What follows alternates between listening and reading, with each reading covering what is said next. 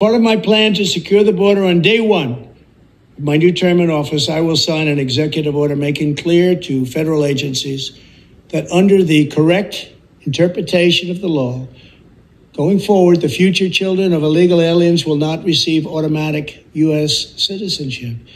Next few weeks of pregnancy, to illegitimately and illegally obtain U.S. citizenship for the child, often to later exploit chain migration to jump the line and get green cards for themselves and their family members.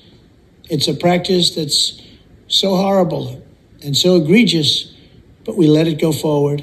At least one parent will have to be a citizen or a legal resident in order to qualify. We will secure our borders and we will restore our sovereignty starting on day one. So Trump ఇక్కడ ఏం చెప్తున్నారంటే he is going to cancel birthright citizenship. So అంటే ఏంటంటే ఇక్కడ పుట్టిన పిల్లలకి irrespective non ఇమిగ్రెంటా లేకపోతే ఇల్లీగల్గా ఉంటున్నారా అవి ఏమీ చూడకుండా ఇక్కడ పిల్లలు పుడితే చాలు వాళ్ళకి యూఎస్ సిటిజన్షిప్ ఆ రైట్ ఉంటుంది అనమాట. యూఎస్ సిటిజన్షిప్ ఇస్తారు వాళ్ళకి. సో ఇప్పుడు ఇతను తీసుకున్న యాక్షన్లో ఎలాంటి ఇల్లీగల్గా ఉంటున్న వాళ్ళకి అండ్ వాళ్ళు ఒకవేళ పర్మనెంట్ రెసిడెంట్స్ కాకపోతే యూఎస్కి పిల్లలకి బర్త్ రైట్ సిటిజన్షిప్ ఉండదు. At least one parent to be permanent residents legal residents ఏంటంటే దిస్ ఈ should be or permanent home like that. So అందులో ఎవరు ఉంటారు, H1B వాళ్ళు ఉంటారు, L1 వాళ్ళు ఉంటారు అంటే సో మీరు ఇప్పుడు వర్క్ చేయడానికి వచ్చారు, నాన్ ఇమిగ్రెంట్గా వచ్చారు, okay, and both husband and wife both are non immigrant, you don't have green card to state that you are a permanent residence of USA. So మీకు గ్రీన్ కార్డ్ లేదు అనుకున్నప్పుడు then you are not eligible.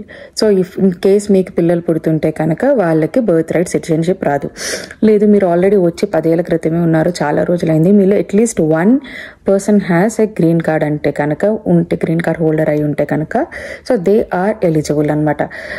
Maybe if you marry to a US person, US citizenship అనుకుంటే కనుక then you are eligible for the your kids birthright citizenship.